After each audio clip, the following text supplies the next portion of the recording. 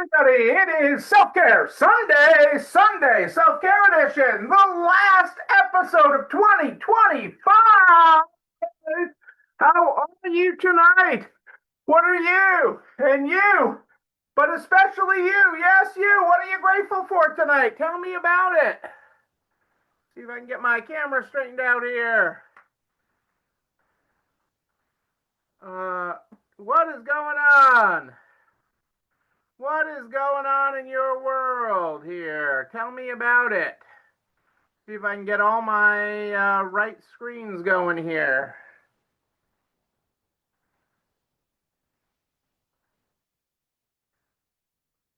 There we go. Oops, there, I forgot to turn that on and that.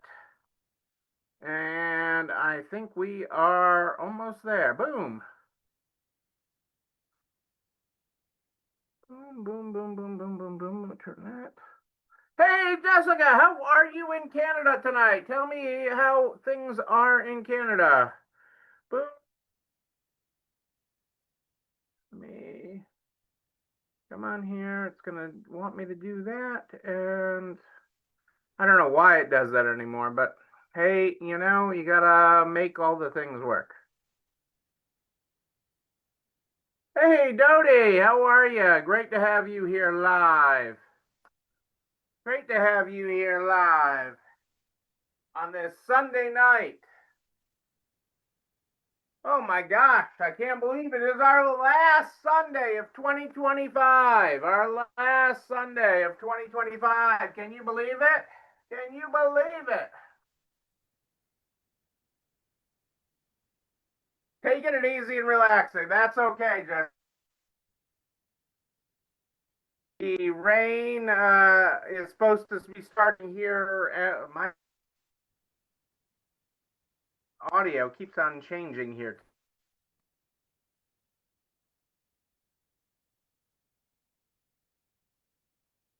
Hang on one second. I'm going to see if I can fix it. I'm going to see if I can fix it.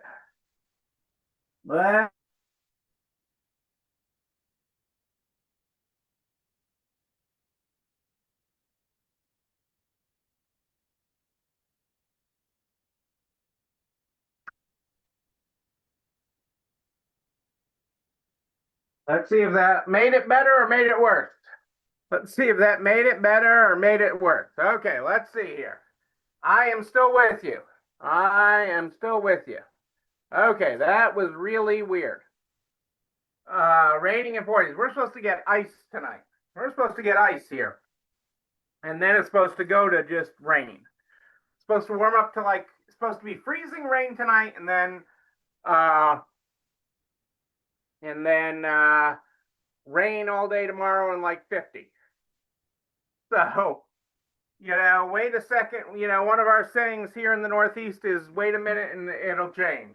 Dodie doesn't have to worry about that. I don't think you got any freezing rain in your schedule there in Texas. I don't think any of that's headed there, but it is a crazy weather time. Finally turning cold. Yeah, a lot of people, I mean, we'll talk about weather here for a second because it's been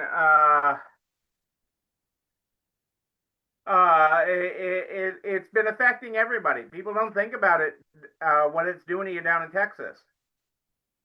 Let's get started with our opening quote tonight.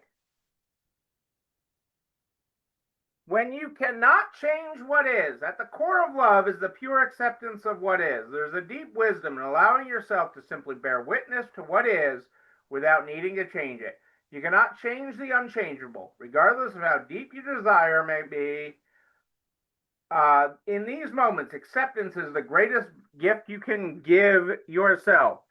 It is what it is. Do I have a sign that says? I don't know that I used to have a sign. I have a sign somewhere that says it is what it is. Yes, the H racks, the double racks do hold more. The round racks, I didn't see your rack refresh, Dodie, but the round racks, you know, can display things a little differently, but the H racks hold more. It's all, there's all a balance there. But whether, the quick side of what I wanted to say is whether this December has been a thing on both sides, whether you are in, um, colder areas that are having colder weather, okay, and a little more winter, or you're in areas like Texas that has been really warm and nobody wants to do things. Weather is having its effect. Weather affects things. But also remember this, over time, and you are not in business for a day, you are not in business for a week, you are not in business for just 1 month. Over time, weather affects business 2%, according to the National Retail Federation. It's 2 point something. Okay, but that is positive and negative. Positive and negative. Okay, if it's snowing, Home Depot's selling more shovels. That's good for their business. Okay, if it's a hurricane, it's not good for their business during the time of the hurricane, but it's good after it. So there are all these positive and negative effects. Same with clothing. Okay, if you're selling clothing, okay, the weather can affect it both positively and negatively. Okay, if it's too hot outside right now, you're not going to sell a lot of sweaters in Texas. But if it drops and gets colder, finally getting cold tomorrow, as Dodie said, okay, now all of a sudden people are going to want some sweaters and some cold weather gear. And so you have this balancing act, okay, between the two. And that's why it averages out. That's why I don't get upset about the day, the week, the month. Although it hurts when a month goes south because it's just been weather event after weather event on the weekend or on key days, and that you didn't have last year. But I really like in resale, I really find the balance in the quarter. The quarter levels everything out. And so I much more worry about what the quarter looks like than what the day. So, but I don't want to get too far off topic tonight because I got a couple things I want to talk about. So the first is end of year stuff, because we are here facing the end of the year. This is my last show of the year. I will not be on Wednesday. For New Year's Eve. I will be back with you next Sunday, the 4th. The 4th is next Sunday. I will be back with you next Sunday, the 4th. And I will be back for that. But until then, there's always that, what do I do at the end of the year stuff? And so there's a couple of things. One, if you're having a very profitable year, okay, sometimes it's pulling some expenses in from next year, okay, to reduce your income this year. So if you're having a very profitable year, you might want to bring in some expenses from next year. That might be something as simple as buying office supplies, okay? It sounds silly, going and buying toilet paper, buying tags, buying things this week before the end of the year, okay? And just buying things that you need. It may be paying January or February's rent early, okay? Pulling that forward, okay, and making that expense in this year. Those are or paying an insurance policy early, paying next year's insurance now, health insurance, anything. Bringing in any expenses, okay? Paying your car loan doesn't do it. And I won't get into the weeds of that, but that doesn't do it. But paying any tangible expense would reduce your income this year. Okay. When the car loan, the short version of something like a loan payment, it reduces your debt but doesn't reduce your income, because the expense of that happened when you took out the debt. That's the short version of it. I could talk for a whole hour just about that. Okay, and we will, because one of the topics we're going to talk about in the new year will be balance sheets and income statements. So we're going to talk about those in the new year. But you know, that is something that gets a little more weedy. So we're going to leave that for another time. The other thing, so those are things you can do to reduce your income. The other thing people like to do, okay, that are important to do depending on your software, um, and less important if you're on Liberty because we can pull some of this information retroactively, is getting your end of year store owned inventory. And what I mean by store owned inventory report is your actual retail inventory that you owned at the end of year at cost. Any expired inventory doesn't count as store owned. And it doesn't count as store owned from a valuation standpoint because you don't have any cost basis. You didn't pay for it. Okay. And all your other costs for it went into it already. So expired inventory doesn't count, but retail inventory that you purchased, running that report of what you owned at the end of the year is an important report to run. The other thing that stores tend to look at the end of the year is consignor balances. And I'm not getting into the weeds of legality right now, and I'm not getting into the weeds should you ethic. I'm not getting into any of that. Okay, but stores do expire consignor balances after a certain period of time. That is a known thing in the resale industry, and I'm not advocating for it or against it. I am just explaining that many stores do that before the end of the year and expire out balances. When you do that, it increases your income. Okay, if you expire a consignor balance, it increases the store's income. It makes you make more money. Okay, because you didn't have the expense of owing the consignor. So if you do that, just know that it is an income event, and there are ways to do it in all the consignment softwares. So again, I'm not getting into the weeds of that. A bunch of stores we work with do it. You know, it is doable in every software program. We do it. We help stores, client stores, do that to their specifications. But I just want to keep you aware of that. Is another thing to do potentially do before the end of the year. Those are the big things. Those are the big things that people look for. But that running your retail inventory, your store-owned retail inventory, that could be jewelry, that could be any item, gifty item that you brought into your store, knowing what that was at cost that you had at the end of the year is an important number. If you have Liberty, that is one software that you can pull it later. So you don't have to worry about it. Okay.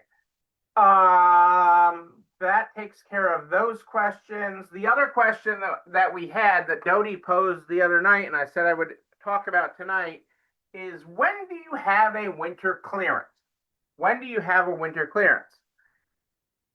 And the real reality of that varies by area of the country and your inventory flow, but usually from mid-January to mid-February is sort of the zone. Even really anytime in January to February. Follow the big guys. You know, I always say follow the big guys in your area. What are they doing for their clearance? And when are they clearing out their winter clearance? And I say that because they have a lot more data on your area. And so that is why I say follow the big guys. But I also say follow what you do because there's lots of different ways to clearance out. It depends on what your goal is. So some stores have the goal of having next season's inventory already out. Like if you're in an area where people travel a lot during the winter and hit a lot of resorts, like we have stores that we work with where people leave the wintry climates and go to the Caribbean a lot or jet off to somewhere, okay, that is warmer during the winter. And when they do that, okay, they're looking for things locally to shop at. I have a store in Pennsylvania that's in a very affluent area where people jet off in January, February, March. And so they have all their resort wear out now. They've basically gotten rid of their winter, or they're getting rid of any of their winter wear on clearance right now. Okay. And that's a little unusual. That's a little aggressive, but they have a very high price point and a very affluent customer. So they're not clearancing a lot because they had good sell through. And there are multiple ways to have a clearance sale.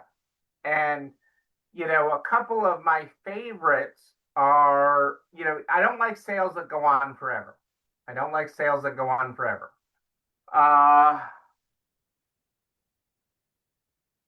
Right. People are willing to pay full price there, Rose, and absolutely. So mid-January, end of to mid-February is really the sweet spot. Up north here where my own stores are, we end our clearance on Super Bowl Sunday every year. We have about a 12-day, it's less than 2 weeks. It's just less than 2 weeks. I think it's 11 days or something clearance, and we do a progressive sale, which works really well, which every couple days the discount goes up. So, you shop early for best selection, you shop later for best value. Okay, early for best selection, later for best value. Uh, we have stores that we work with that run dollar sales. And what I mean by dollar sales is, well, at one point it is literally $1 because they do a complete flip of their store. They clearance everything out, okay, empty it to the bare walls, okay, and then have a reveal the following week.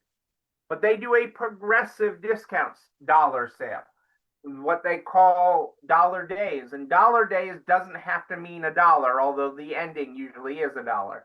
Okay, it can mean in their case, because in the one store that I'm thinking of, I think they have a lot of kid stuff, so it starts at they have a 4 week clearance. It's 5, 4, 3, 2, 1. Actually, it's 5 week clearance. Okay, and everything the first week is $5. Everything the second week is $4. Everything the third week is $3. Everything the fourth week is $2, and the fifth week everything's $1. And the fifth week isn't really a whole week, so it's really a 4 week process. But we also have stores that do that at much higher price points. Everything starts at $20, and then $15, and then $10, then $5. So there's lots of ways to do it. The important thing is to do it. Your inventory does not get better with age.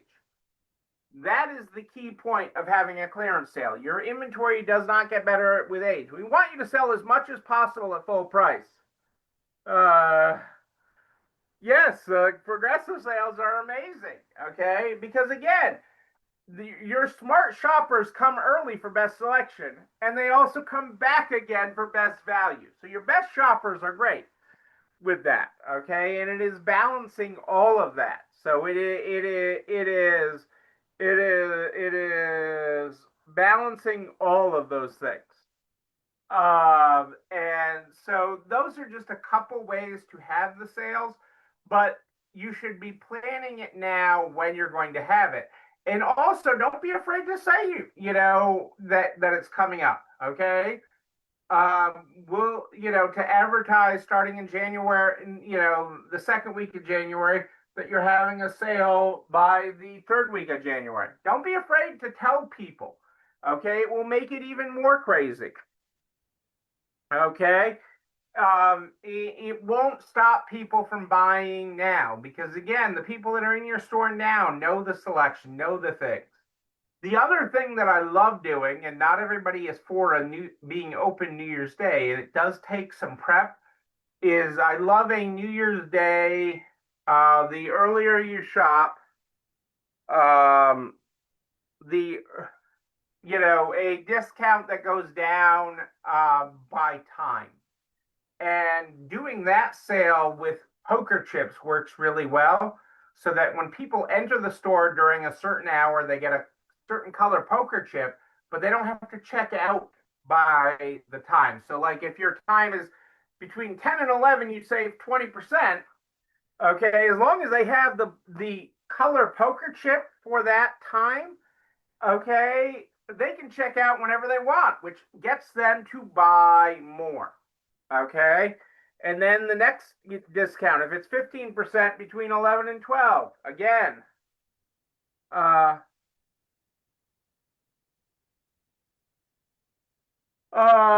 does this work with buyout right stores or consignment stores? It totally makes sense.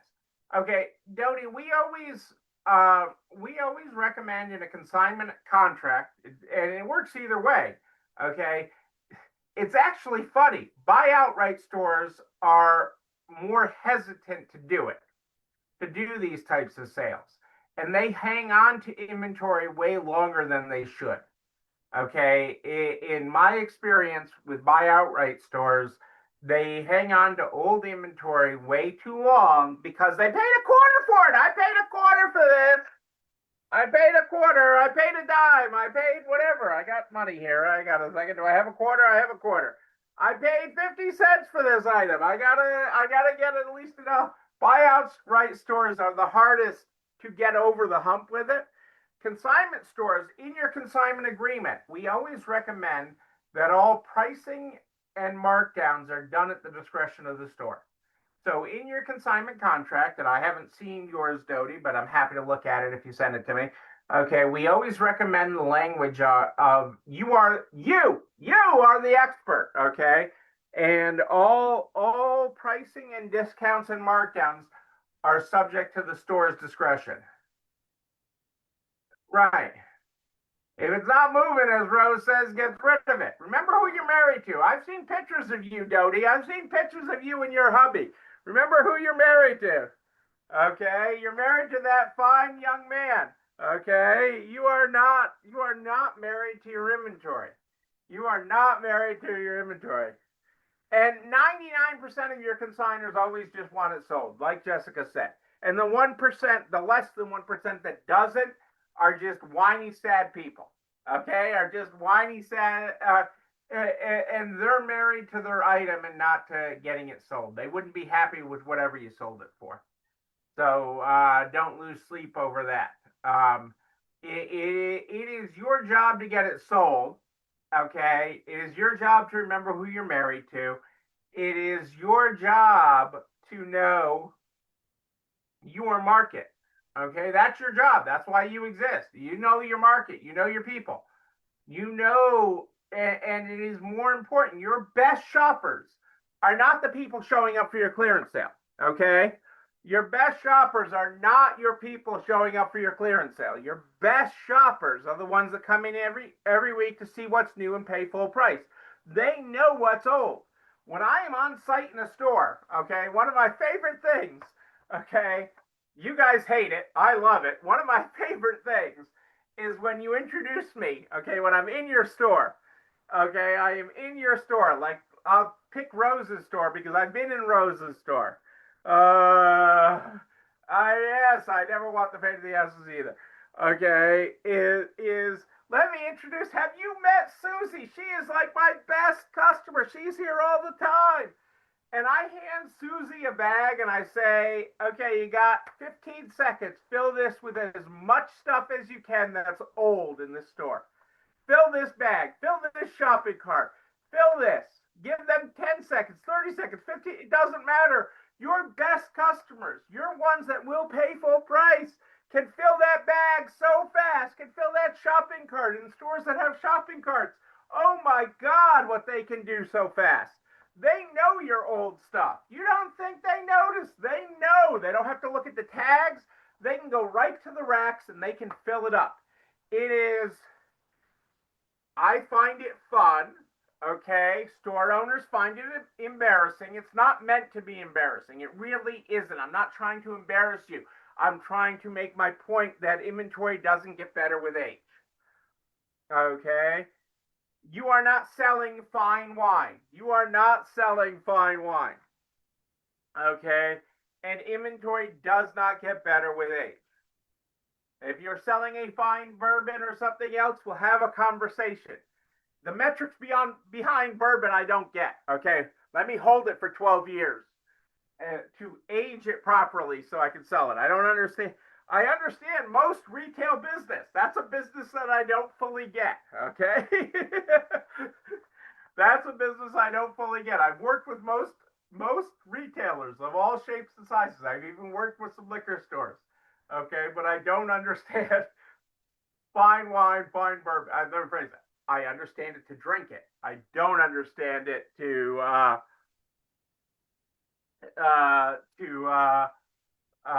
be in that business. So, those are the key things with running a clearance. So if you don't have it on your calendar, and even Rose, who mentioned she's putting it off, I'm okay. I don't want you doing it right now, Rose. Okay, but I do want you to get on the calendar.